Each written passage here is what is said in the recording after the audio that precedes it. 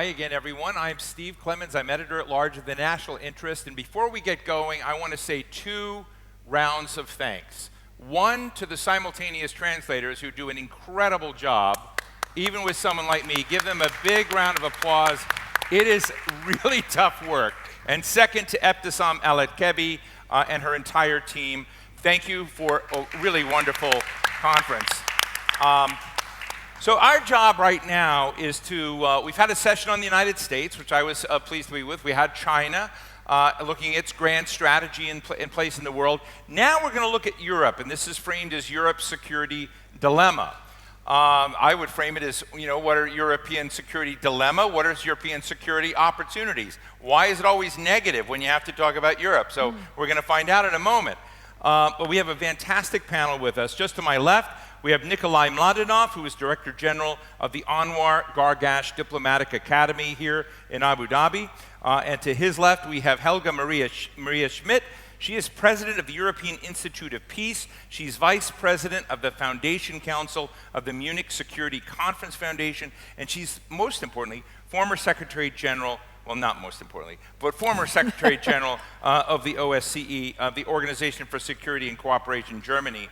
And then we have Lucy Berger, who's Ambassador of the European Union to the United Arab Emirates. And look, I think when you think about Europe, which, and the European project, the European experiment, this spread, I used to tell everybody, and this is my own little metaphors, which sometimes are lousy, but I would think about Europe as a successful villain in Star Trek.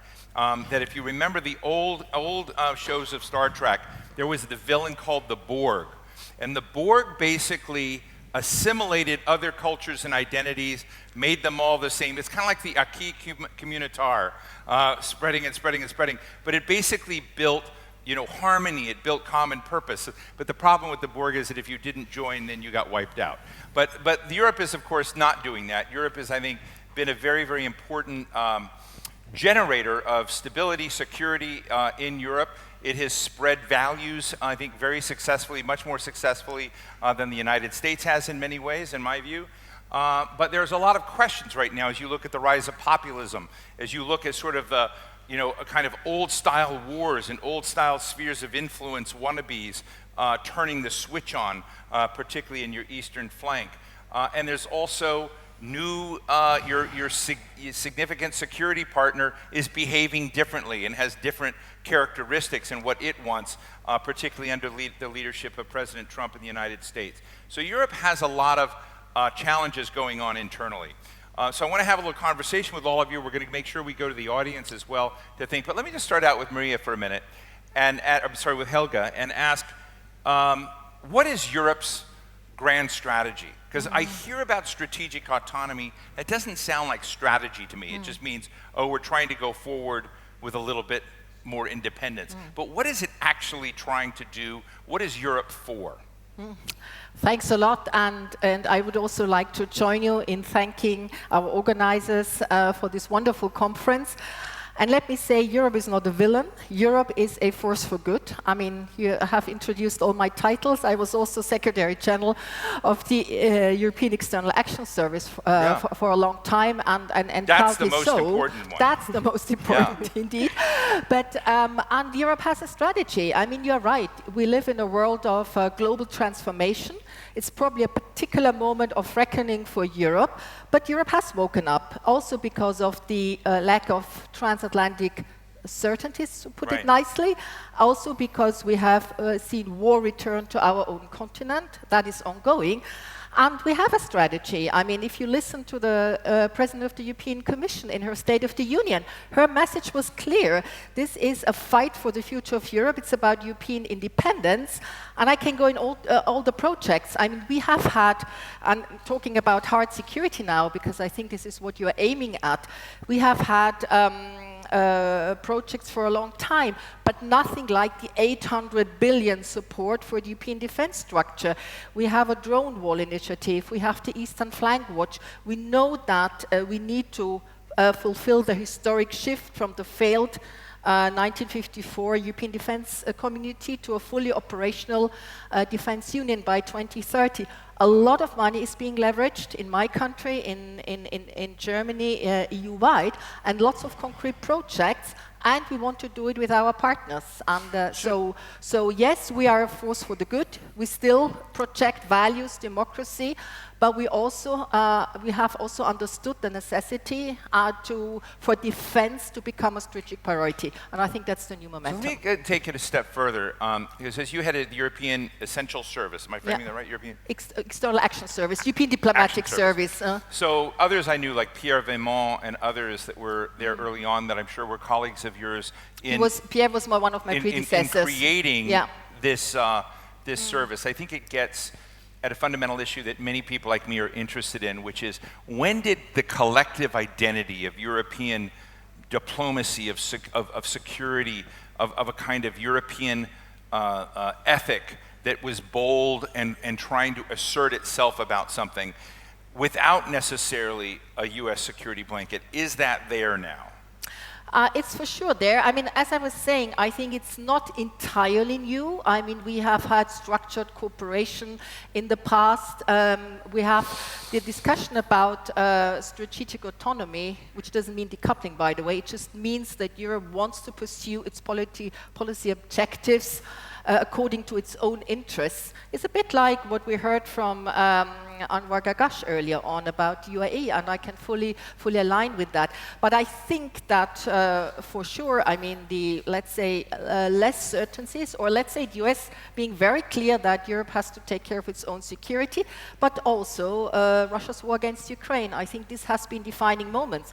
You have seen countries join NATO. I would never think they would join NATO, with Finland and Sweden, and there is a clear willingness now to go for full-fledged defense union. I think this is the new momentum.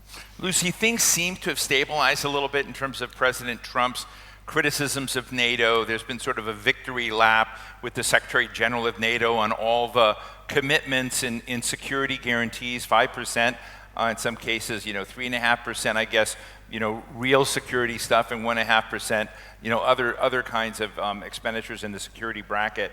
But as you sort of look at that, and you look at I would call the long partnership, and all for one for all alliance between the United States and European nations and NATO, I'm just interested in whether or not you sort of feel like that there are strategies in place and thinking in place if that diminishes, right? How much do you trust the current moment of enthusiasm between Rutte and Trump, and how much do you have to plan that there might be a divorce or at least a separation in there somewhere? First of all, thank you very much for inviting me for this very important platform in Abu Dhabi, but also this great panel, because it's a very important question for us. I also wouldn't call it European security dilemma, but opportunity, and maybe there's part of the answer to your question. Let me look at it first from the EU perspective, because it's not only NATO, but there is also EU in the picture. And for us, United States remain an ally.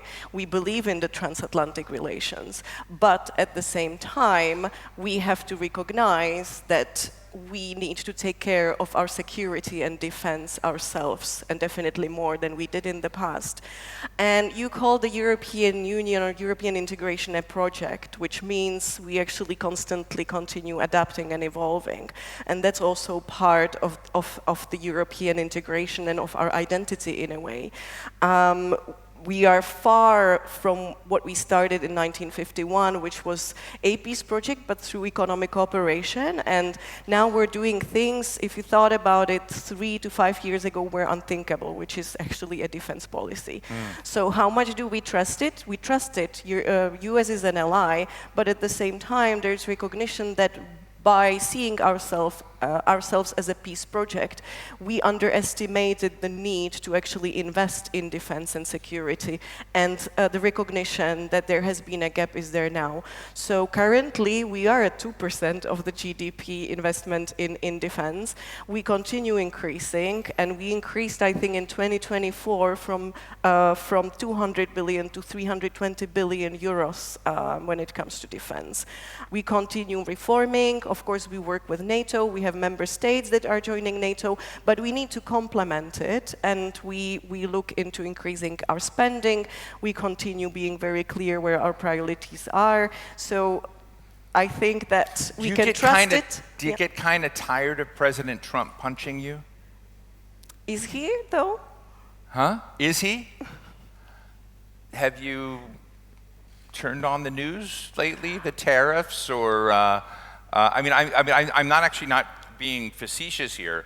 I'm just interested in sort of when people talk about their relationship with the United States, it kind of sometimes comes out as this kumbaya, you know, everything is fine discussion, when behind the scenes, there's a lot of frustration, I would guess. I've heard it from Ursula von der Leyen, I've heard it from President Macron, I've heard it from Friedrich Merz and others that basically do not like the tariffs. They do not like being bossed around and told what to do. They didn't like basically seeing Ukraine abandoned for you know, a kind of buddy-buddy relationship with Vladimir Putin developing. So I guess my question to you is, are you not exhausted from any of that, or do you not see it? I mean, to be honest, we are the largest trading bloc globally. We represent 14% of the global trade. The UAE has managed something unprecedented. They have over 30 CEPAs, I think, negotiated in 3 years. We have 50 free trade agreements globally that cover 70 countries. So yes, I mean, we do have reconsideration of some of the priorities and how we do think with the United States, and sometimes the discussions can be a little bit heated. But I think the direction of travel is quite clear. We stand for trade liberalization. We are open to new partnerships. We have opened a lot of new partnerships, especially and including here in the Gulf. We launched the free trade agreement negotiations in April with the UAE. Again, something that was unthinkable when I arrived here. We're now talking about strategic partnership agreement and building actually something way beyond trades, looking into security, defense, AI collaboration with our Gulf partners.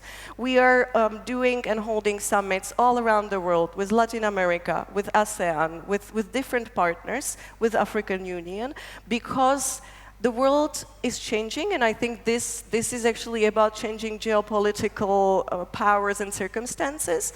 The world is changing, and because the EU is actually capable of change and being able to adapt, we're doing the same. Nikolai, one of the points of frustration, I remember when President Trump had basically said, Europe is done, we're done with that project, we've got to focus on Asia. Donald Tusk of Poland came out and said, you know, we 500 million Europeans are asking 300 million Americans to defend ourselves from 140 million Russians, and said we've got to change that equation a lot. So as you look at these sort of pressure points from a security, again, it's not just a security perspective of what you're buying. It's really what I think Helga was talking about a bit about a consciousness of purpose, a forward, you know, looking, you know, where is Europe in that? Well, thanks for that. And why can't it get there faster? Thanks for that question, but I was struck by your comparison of the European Union to the Borg, because the Borg had an ultimate hive mind at the top of it that directed everybody, if I remember correctly. And the European Union doesn't have that hive mind. What it has is actually a system that is built on the idea of consensus and that is aimed at bringing everyone together along and adapting to the situation around it. It's a slow process of adaptation that we're dealing with because of this institutional setup. But remember that for many, many decades, Europe's basic assumptions were based on 3 pillars. One is you need consensus inside the European Union to move forward on policies that are internal. Secondly, you have the transatlantic partnership, which is part of your core security value. And secondly, you had a partnership with the East, with Russia and other countries that had a very intricate system of structures of engagement, trade, energy, etc., etc. That fell apart when Russia invaded Ukraine. Now, Europe has to adapt to that situation, and adapting to that situation requires that while you preserve the consensus internally, you focus on new areas where you need to build up the capacity and the capability to be autonomous in terms of your security and defense. And that doesn't come at the expense of the relationship within NATO or at the expense of the relationship with the United States. In fact, it's something that is very much desirable within NATO and from the perspective of the United States. But it takes a lot of time, because this is not what the institutions of Europe were used to doing. I was in the European Parliament many years ago, and I remember that there were only 3 or 4 of us talking about European defense. This was probably 2008-9, and everybody looked at us as if we, had just fallen off a different planet. Now that is a core issue of discussion, and it is not just about how much member states will spend on defense, but how you will optimize. But let me ask you about that, Nikolai. Let me ask you about that, because I remember those times. Yeah. But I also remember the time when Macron said NATO had become brain dead, that it had no purpose, etc. Now, I know that's not today, but I ask a very interesting question, which is, what are the things that erode the common purpose about security, and has Europe fixed them? Because in my book, what we saw was a sovereign country, Ukraine, invaded by Russia, and all of a sudden, NATO found its DNA again and said, we now have renewed purpose. Because NATO, Europe is aligned. The transatlantic relationship has never been as strong or more important. It took a crisis for NATO to define itself, right? It had withered and it was dying on the vine. But remember that NATO, for many years before, had gone through different reiterations of its own security strategy, whether it was acting in Afghanistan against terrorism and extremism, right, whether it was out-of-area operations, whether it was, looking at how you structure your forces in a different way. It seemed like it was looking for a reason to exist. And NATO's core, right, ultimate core, is the defense of NATO territory. That is. And for the first time now, in many decades, that core came in under threat with Russia's invasion of Ukraine. Therefore, when you look at it from a European government perspective, you need to say, okay, so how am I spending my defense budget? Am I increasing it? Am I decreasing it? How are we coordinating with other member states on who has what capabilities in terms of our common defense? How do we assign that to NATO? How do we actually cooperate in terms of procurement? And if you look at the key discussions now in terms of Europe's security dilemma, as you phrased it, it is not just about the money that Europe is going to spend on defense. It is about the capabilities that it will have to develop.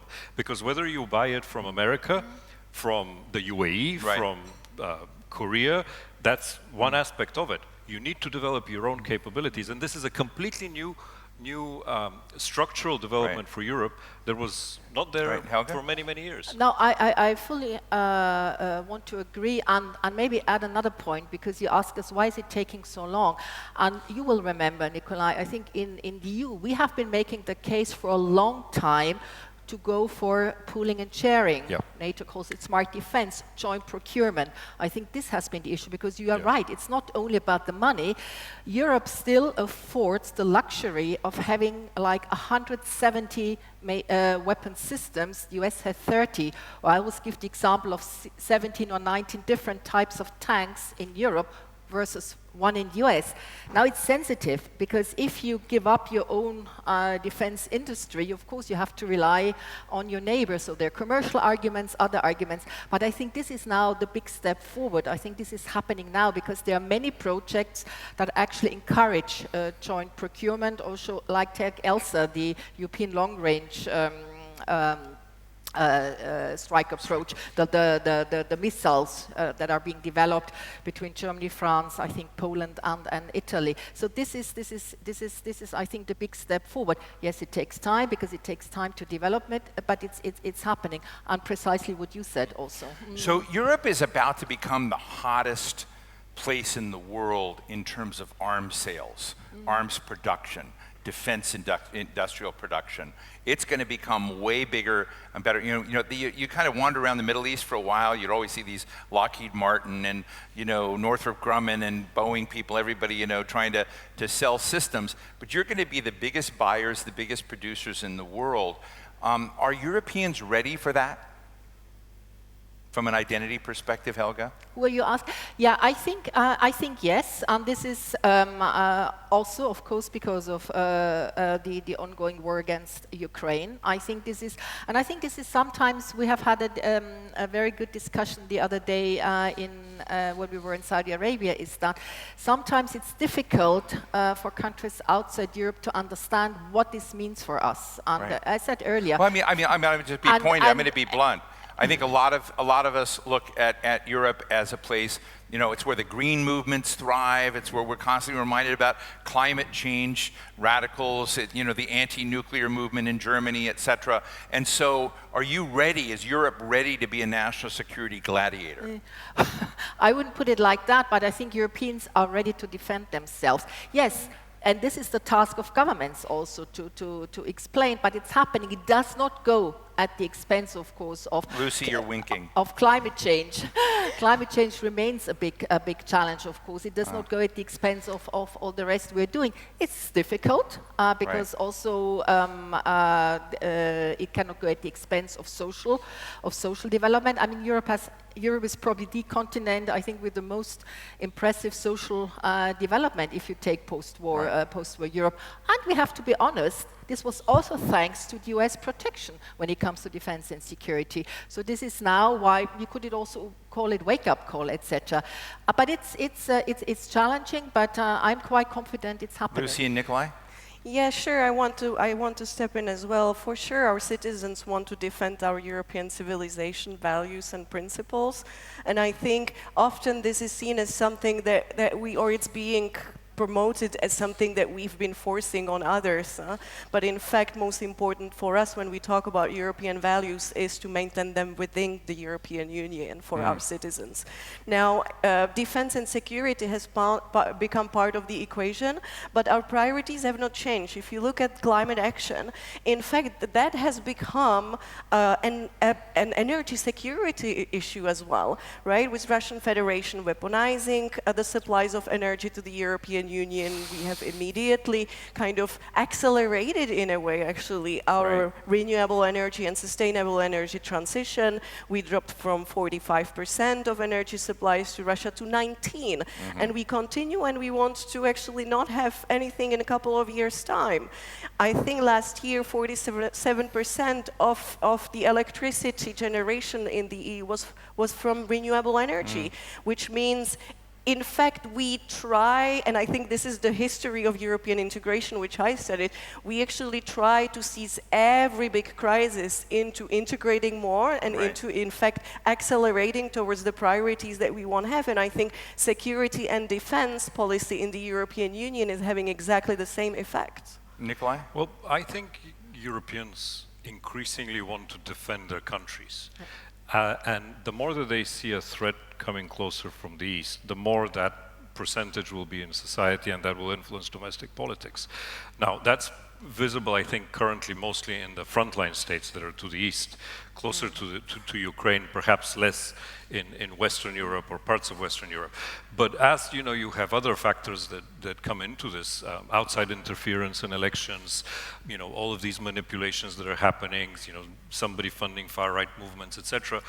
All of this will bring to the very front of European public opinion the idea is like, hey guys, we're not just a museum where people buy a ticket to come and see a nice, beautiful castle with a moat and a lake. We have our own values and identity, and we need to protect them. And that shift in public opinion is helping the focus on defense that is happening in Europe. Now, whether that will be on time and whether that will be effective enough to really shift the dynamics, I think it's a bit too early to say. Because I think, too many things are happening at the same time. It's not just defense that is important to Europe. You have to look at the internal market, which for many, many years hasn't been really looked at, and how to improve and adapt it to this digital age that we're living in now so that you can keep competitiveness in the European economy, or redevelop competitiveness in the European economy. You need to look at your leadership in AI, developing that. You need to look at your trade arrangements that you have with, Lucy mentioned the UAE, perfect example, but going beyond the UAE, in a world in which you have a radically rising number of trade barriers between states, be they tariffs or what have you, if you're advocating for free trade, advocating for it means signing free trade agreements, opening up your trading corridors, etc. Now, if you're able to do all of this at the same time, in a few years, you will have a very strong Europe that has a good partnership with the United States, not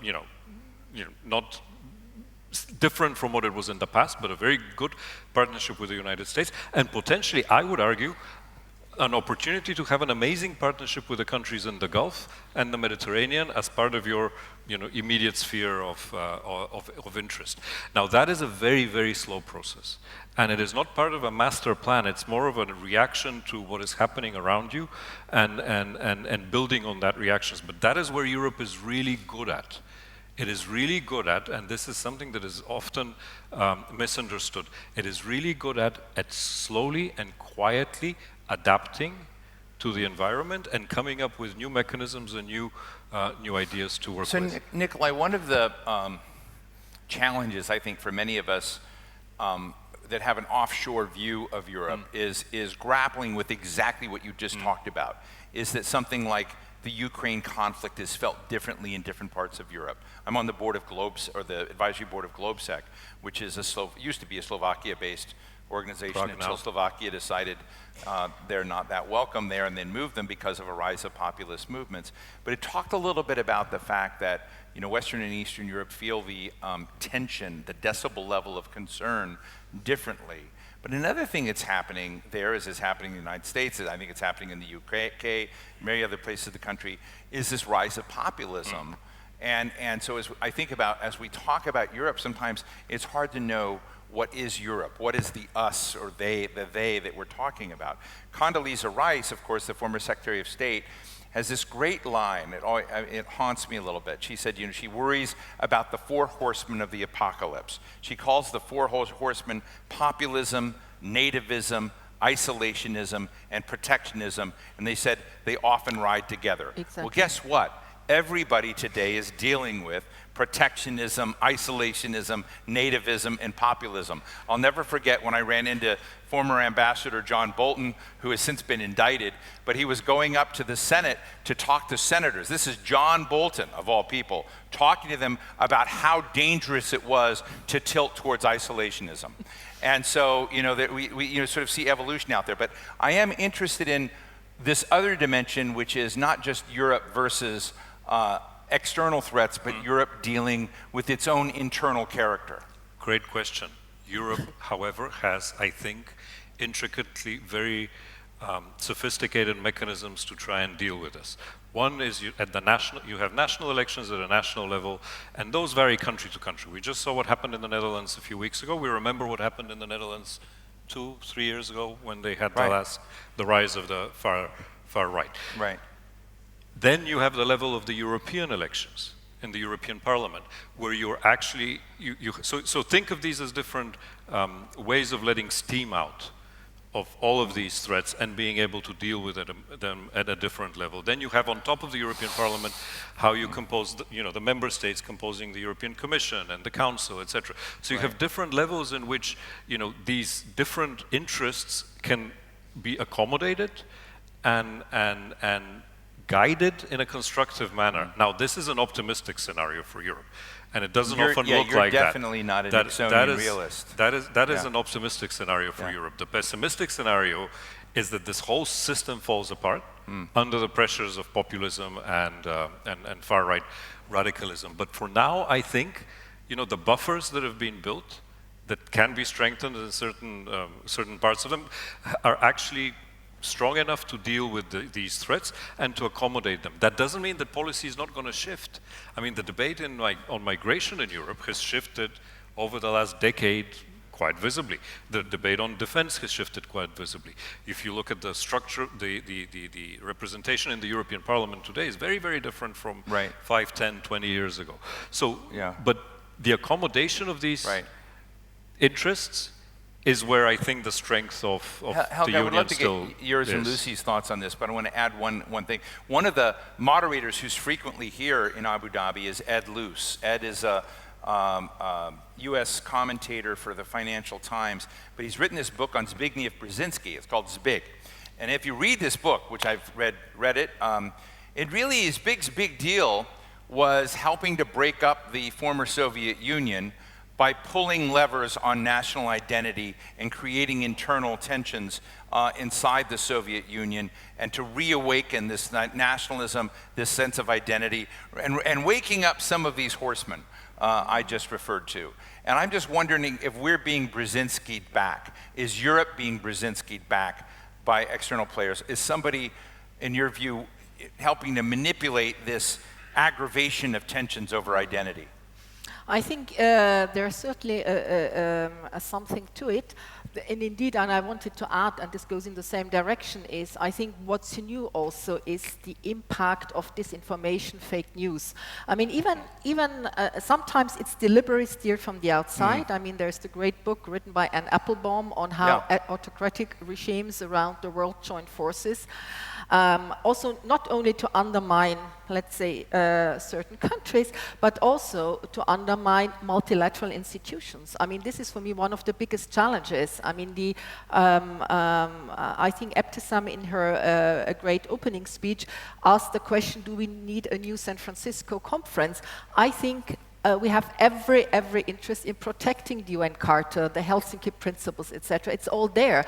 The problem is it's being undermined. There is a lot of impunity, lack of accountability, and there is a lot of spreading of fake news. I mean, also even algorithms. Of course, they promote emotional content, which can become quite dangerous because in conflict situations it can fuel conflict. So it's either deliberate or it can also be just the impact of what's happening. Now, I'm not blaming, don't get me wrong, I'm not blaming social media, they are reality, but I think I'm absolutely convinced that in everywhere we need to do more to promote media literacy, actually to understand what's happening there. And when I was Secretary General of the OEC, we were actually doing that and helping promote media literacy. But I think it should be done everywhere because the truth is the truth. It's just not another opinion. And at this point, when we've and you rightly said, I mean, climate change, when we have so many threats and challenges that are cross-border, more conflicts than ever.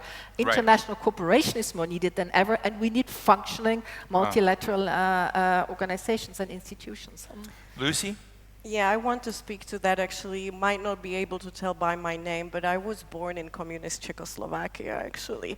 And you speak about the levers and you speak actually about the opportunities, and especially through information manipulation that has become a huge threat in the European Union. But you know, I couldn't speak to how things happened in the Soviet Union. I can tell you that people were miserable in Czechoslovakia. I still live through the intergenerational trauma of my parents, you know, from that time. The intellect was oppressed. People didn't have opportunities. My cousins who are 8 to 9, 10 years older did not have the opportunities I had. They live a completely different life, right? So it is also a matter of education and keeping the historical knowledge alive.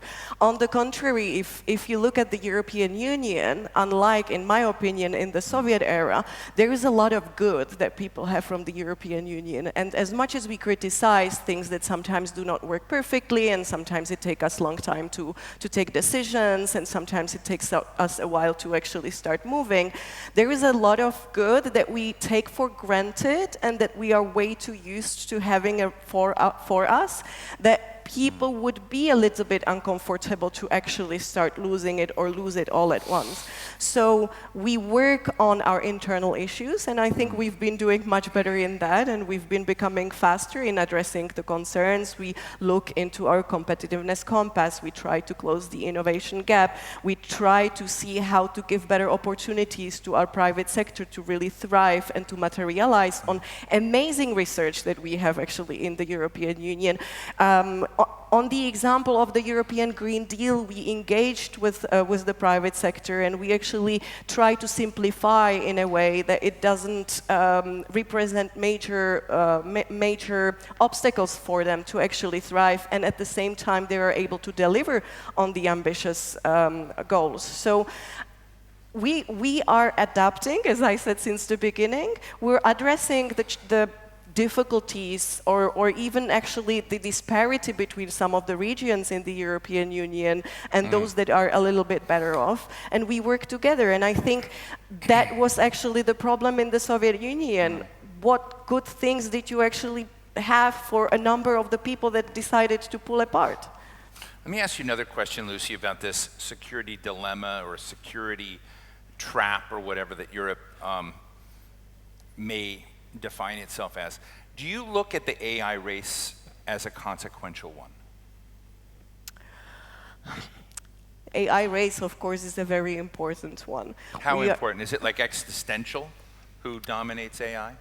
I don't think it's existential who dominates AI, because I don't think it should be one power who dominates it. I think the most important is actually to find a way to regulate it. So between China and the West, it's not really, you wouldn't define that as an existential risk? Is actually the domination of internet a decisive one? Because that's one of the groundbreaking technologies that actually came in the past, right?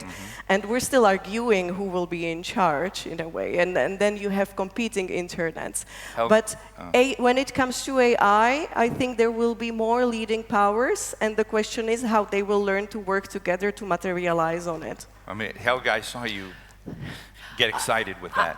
I think it's existential for various reasons. Also because I think for me the most important is, and this is why international rules and norms are so important, I think it's absolutely crucial when you think of AI in warfare, in weapons system. I think it's absolutely crucial to agree on certain norms and rules to make sure that the human control remains there, because otherwise it can be detrimental. Because I think we're at a decisive moment. I can go both ways. It can be a huge blessing for mankind when you think about the opportunities in medicine, etc.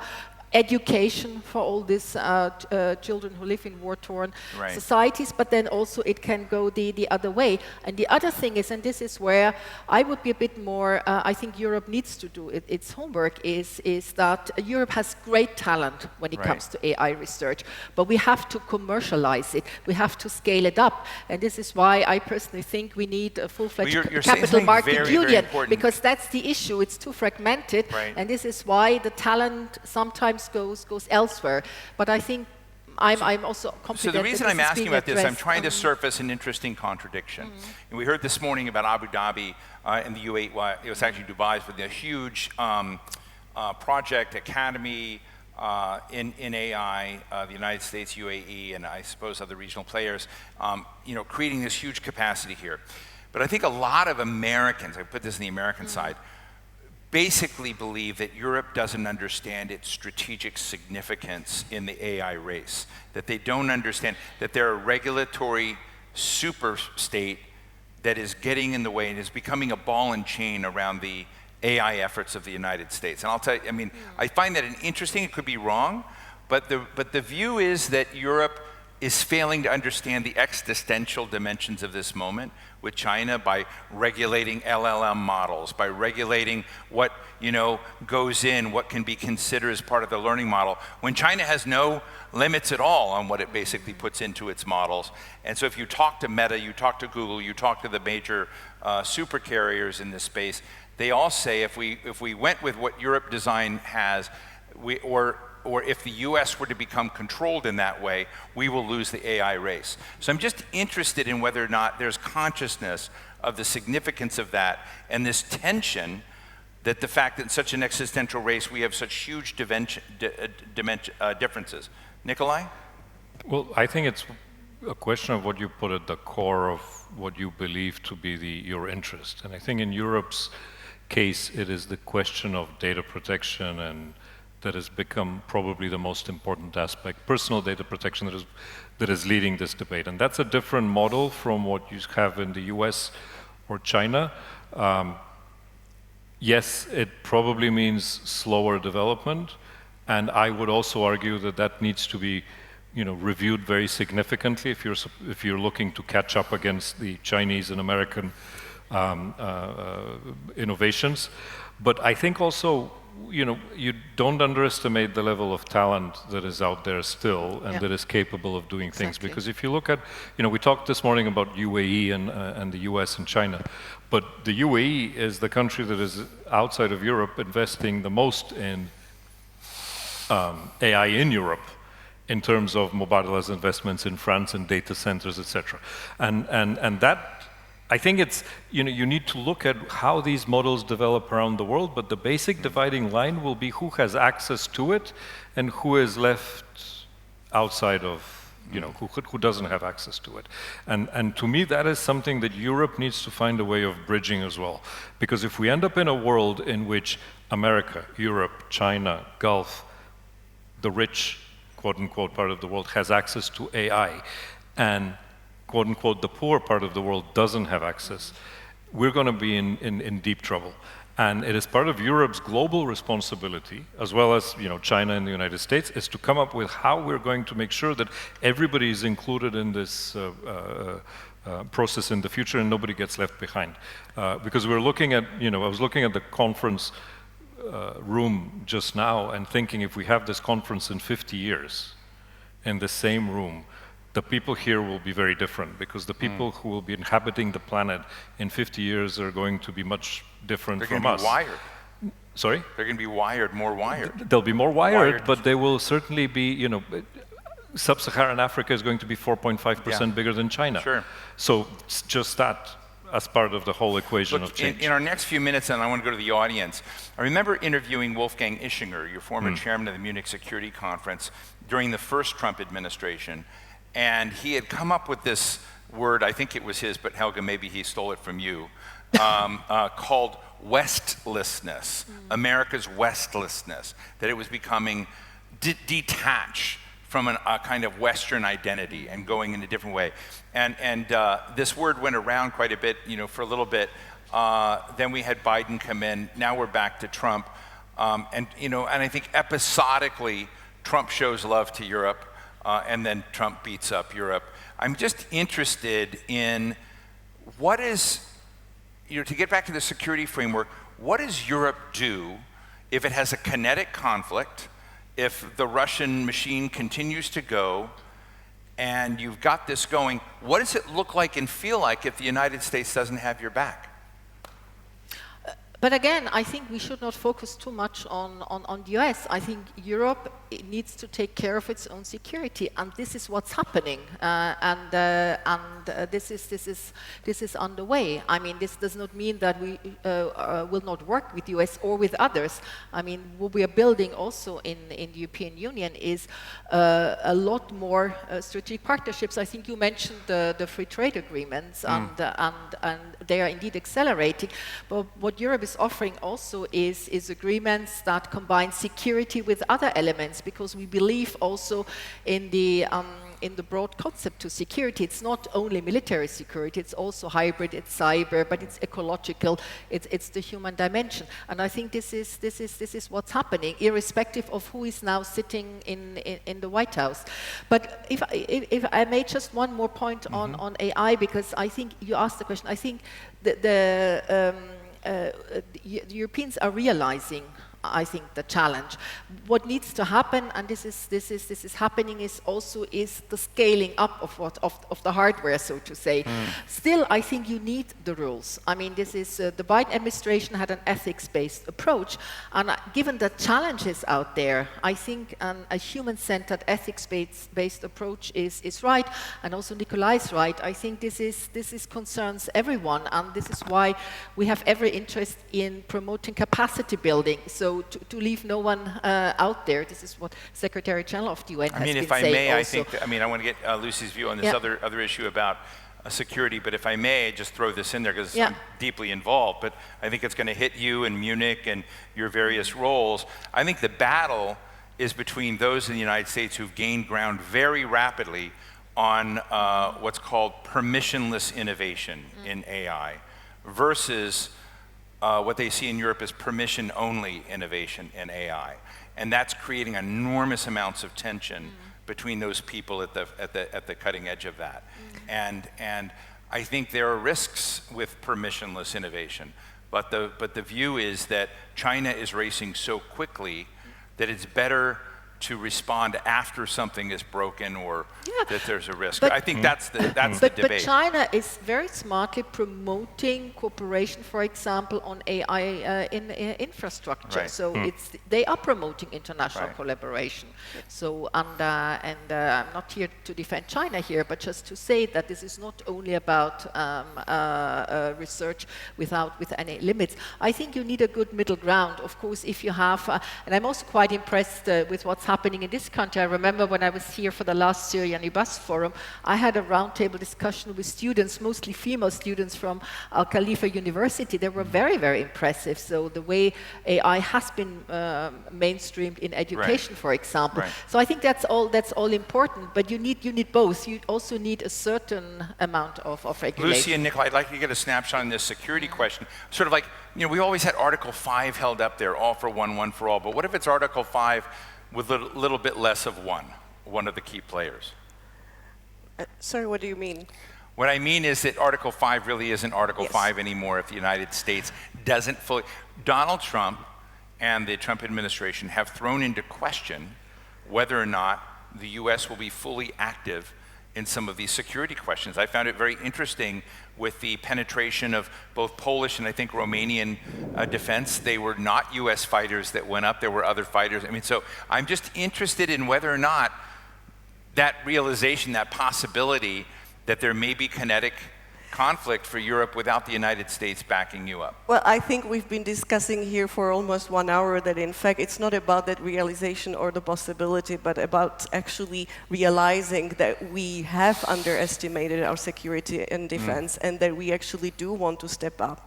So irrespectively of in fact where the incentive came from and whether or not there is a trust, because I believe there is a trust actually with the United States, and as I said, we believe in the transatlantic relations. There is also a recognition that we might have not been doing as much as we should have, and that our focus on being a actually peace project and seeing ourselves as a peace-promoting continent in a way, we did not maybe look enough into our defense capabilities and security. So I think one goes hand in hand with each other. And if you allow me to actually comment on the AI, I do think that we realize that we might not be as fast and competitive as we could be.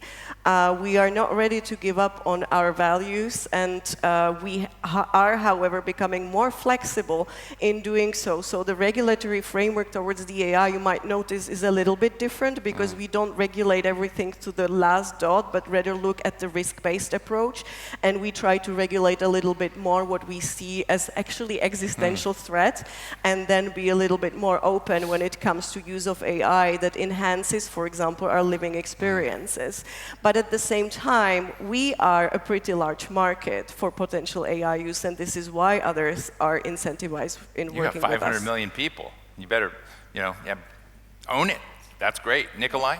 Very quickly, I would strongly discourage anyone to question the validity of Article 5 in NATO because of what has recently happened, because I think that the stronger the European pillar of the transatlantic defense becomes, the more clear it will be to potential adversaries that Article 5 is very much alive and there and should not be questioned. I think what we saw in Poland, and which you quoted, is in fact countries taking more responsibility for their defense and not necessarily relying just on the United States. But I think over the long run, nobody should assume that Article 5 is not fully ironclad. That is the right answer to my question. All right, let's go to all of you. We have, first up, Hani Fendakli. Hani?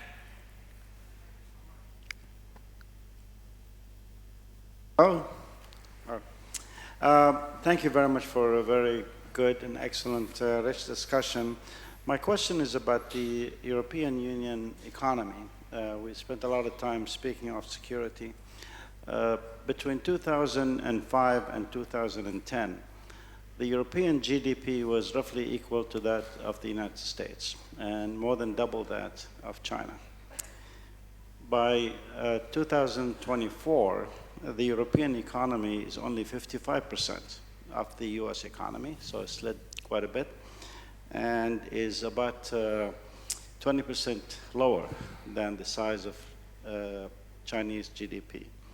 So my question is, security aside, is there an economic policy that goes with security policy that keeps Europe relevant for the foreseeable future?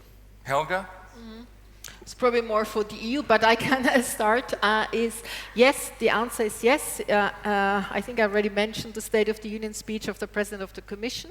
This is not only about defense, it's also about all the initiatives taken to promote innovation. Indeed, there may have been too much focus on policies that are not so much focused on research, on innovation. We just talked about AI. There's also the innovation package. There is the growth package, etc. So this is happening. Or my own country that has actually agreed on a probably unprecedented package to promote also infrastructure. So it's you're right with the analysis, but I think it's underway. Lucy? I think I already mentioned our competitiveness compact. I also mentioned the way we're looking into combining our climate action and sustainable development or sustainable economic growth strategies with actually supporting our industries and working hand in hand with them so that they are maintain their competitiveness and at the same time are contributing to the ambitious targets. I can maybe bring it to the AI conversation. I mean, we've recently, a couple of months ago, uncovered a number of EU strategies when it comes to becoming an AI continent in the European Union, and also, of course, in the race to being the leader in artificial intelligence. And it comes with a lot of investment in artificial intelligence, but also partnerships. And I want to bring it here because we heard this morning that UAE is actually one of the leaders when it comes to AI development. And I see UAE as an important partner for us in this as well, because we can learn from each other. And I think UAE is in fact interested in our more conservative approach to AI, and especially way we regulate things, because there is a lot of lessons learned from it, like there was with GDPR, which was very controversial at the time when we announced it, and by now a large number of countries have to a degree copied that. But also we can learn a lot from the more aggressive way of uptake of artificial intelligence here in the UAE, and in fact making use of it to generate economic growth. So if you look across any kind of sector, be it infrastructure, AI, or be it in fact the green transition industries and clean tech, we're very serious about it, and we actually see it as both generating jobs, because that's very important for our citizens, but also economic growth. You know, one of the other things, just to back that up, which I should have mentioned as I was critiquing Europe on AI, Zurich is becoming one of the super hubs of extraordinary AI talent in the generative AI, agentic AI space. So, you know, Google and OpenAI and all these places have, you know, they're diversifying, they're hedging their bets out of Silicon Valley and others by doing that. So there is something in the water there that's working. We have Rim Turkmani. Rim? In 2024, the EU paid 19 billion euros to Ukraine in aid. But in the same year, they paid 22 billion euros to Russia for fossil fuel. Given all the developments that Ambassador Lucy spoke about, are we expecting this balance to shift this year so there is more aid than fossil fuel to Russia? And quick comment to Steve, among the list of isms that you listed, do you think we should add extractivism, especially in the context of AI? So say that one. Extractivism. You mentioned protectism, popularism. Do you think we should add extractivism also as extractivism? What is that? Yes. Fifth horseman. Extracting value from nature, Oh, from destructivism. labor. Extract. Oh, extractivism. Yeah. My quick answer is I don't know. I think my view is this race is very close to being decided, in my view. I also think we have a lot of naivete and illusions in the AI race. And I think that when you think about AI, it's a function of talent. It's a function of how much power you have in your society. It's a function of data centers. It's a function of critical materials. There's a huge ecosystem beyond AI algorithms that becomes part of that arena. And I do believe that at the most senior level, if you read Brad Smith of Microsoft's book, Tools and Weapons, I worry very, very much about the control of certain key technologies by non-Western players that don't have a worry about the kind of ethical and human rights standards that I hope we have. So I couldn't fully, I don't know if I've answered that, but I do think that we underestimate the seriousness of that. I think the United States is extremely late to it. I think Europe is a bit of a drag in that race, and we're not taking it as seriously as China is. So that's my view. But on your, yeah. Maybe on Ukraine, I mean, there are different ways of present numbers when it comes to Ukraine, but we have actually provided 134 billion euros in support to Ukraine so far. We've provided $52 billion in military assistance, which is on par with the United States. We introduced hard-hitting economic sanctions against a number of Russian actors.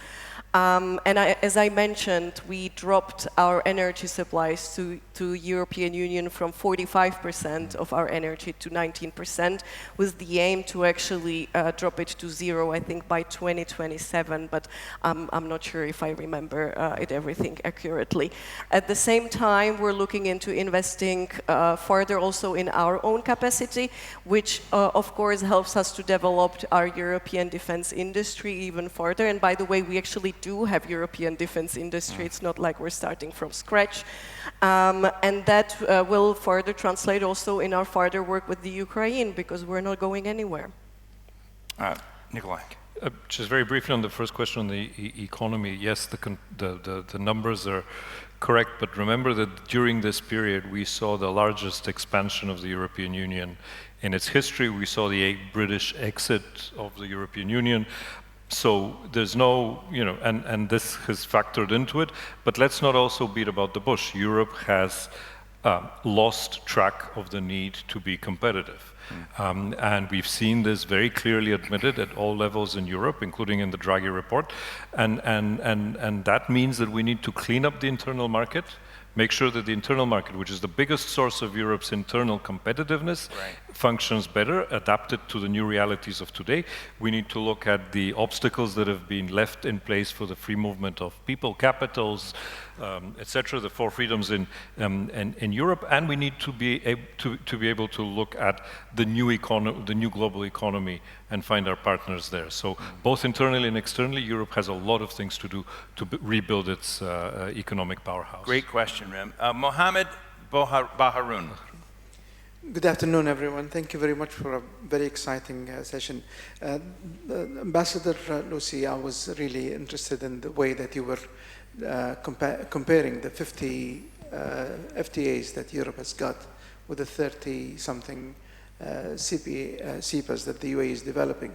And I think it speaks to the true identity of Europe as a mega connector. However, the more connectivity that Europe has got, it will have to be less polar. Is Europe ready to do that? Thank you. Can you repeat it? It would have to be what? Polar? Polarized. I can comment? As the negotiations of the free trade, or? Less polarized across the world. I mean, with China, with Russia, with the US, with India, with... I mean, of course, it would have to be less polarized, and this is what we are seeing recently the most. The polarization has grown in the recent years in a way that I think, hoped we will never see again. But again, this has helped us to find a lot of new partners who are very much committed to the multilateral system and to the rules-based international order. And we continue working with this partner to bring us back to the negotiating table. It can bring a lot of opportunities when it comes to multilateralism, because we've been discussing, for example, the reform of the United Nations. And I think most people, when you ask them, they agree that actually they cannot imagine the world without the UN, but maybe that there are opportunities, like in the European Union, to actually improve or reform certain things and certain structures when it comes to the multilateralism. So sometimes the discussion tension can actually be good. It would be better if we didn't have the increase of conflict globally that is pushing us to do that. But I do hope that it will help us to find much less polarized world in future, and that we will actually all eventually find a better way to deal with conflict and disagreements. Since we've dabbled in everybody else's panels today, China, America, let's dabble a little bit in the Russia panel and discussion that's coming ahead. I'm just interested in your gut instinct. You know, one of the issues that I think is out there, and I know tons of people disagree with me, I think in retrospect, it may have been a mistake not to find a way for Russia, when it was in a certain position, to eventually become a part of NATO, to find an integration, you know, into that. Richard Haas wrote a white paper when he was at the Department of State that suggested that track, because otherwise you were going to end up with an us versus them situation again. A lot of people disagree with me, but if you're destined to relive history in this tension over and over again, my question to all of you before Russia come up is, what's the answer for dealing with this? You know, and part of it deals with what the European project itself is about. You've got Moldova, you've got Ukraine, you've got other nations on the eastern flank that want to become part of Europe, which will potentially go back to that famous Bill Burns, you know, Bill Burns, former director of the CIA, Bill Burns, former ambassador to Moscow, who said that Ukraine flirting with NATO would be a neuralgic issue for Russia. And guess what? He wrote that in 2008, and he was right. And so I think part of the question is, what do you do to deal with that ongoing, simmering, never going away tension? Helga? You're talking to someone who has been working with Russia quite a lot for, I think, for many years in the European Union. We negotiated a cooperation agreement, EU with Russia, in 1994. There was the NATO-Russia Act in 1997. We offered a partnership of modernization in 2010. I participated in every EU-Russia summit, I think, for almost 10 years until 2014. That's why I know you can fix this. We made many offers. And I cannot speak on behalf of NATO, but what I can say, many offers have been made. I think the issue is very different. Also remember Bucharest. You can also make the other point round. There are many people who say now this was a mistake. We should have offered NATO ship to Ukraine already in Bucharest, like 16 years ago. What I would say is there are always grievances. And when I was Secretary General of the OSCE, when we heard about the military build-up at the border between Ukraine and Russia, we really used all the instruments the OSCE has. The OSCE is the Organization for Security and Cooperation in Europe, 57 countries. Russia is part, US, Canada is part, all Europeans are there, Central Asia. And it's the DNA is really conflict prevention. So we even offered a completely new security dialogue at ministerial level. It was COVID, so it was mostly online in 2022. Almost everyone could agree, but unfortunately, Russia chose force over dialogue. Nothing justifies a war of aggression. So I think there are lots of missed opportunities, but there was not a lack of offers from our side. Thank you very much, Lucy. I don't think I have too much to add. I mean, maybe I will just highlight the fact that we did try also what now is one of the major policies here in the UAE, and that's the shared prosperity, right? So we've been working also with Russian Federation on the economic angle of things. And I mean, if you think economic reliance versus security reliance, if we could not have trust on the economic one, then I think it's really difficult to imagine that it would have worked on the security alliance. Nikolai? Very philosophical answer. Until we can square the Russian understanding of collective security with the European understanding of what sovereign states should be allowed to do as sovereign states, we're going to have trouble fixing the relationship in the long run. I think in the long run, if it comes a time in which Russia and Europe have a collective arrangement in terms of their security that respects the sovereignty of all states and provides for non-aggression and for respect of differences, etc., we're going to be ending up in a situation where that Europe will have to take its security much more seriously vis-a-vis a potential Russian threat coming from the east. Now, whether that threat materializes or not, it doesn't really matter. It will impact European policy. So I do hope that sometime down the line, once this war is over and once Ukraine is whole, again, we can actually find a way in which the grievances that have existed between Russia and Europe are fixed in a collective arrangement that respects sovereignty and security. That's a very, very philosophical answer because we're nowhere close to any of that right now. You know, the truth is, in this conversation, so many of the issues and questions I posed have no good answers. And these kinds of conversations, the best ones, are not ones where, you know, inertia drives the conversation, that the way we thought yesterday drives the conversation. They should be uncomfortable. They should be probing, you know, what's next. You did a superb, really great job. So thank you very much. Nikolai Mladenov, Director General of the Anwar Gargash Diplomatic Academy. Helga Maria Schmidt, former Secretary General of the European Essential Service, and so many other things, but particularly the Munich Security Conference, the OSCE, and President of the European Institute of Peace, and Lucy Berger, Ambassador here in Abu Dhabi of the European Union to the United Arab Emirates. So thank you all very much. That was superb. Thank you. Thank you.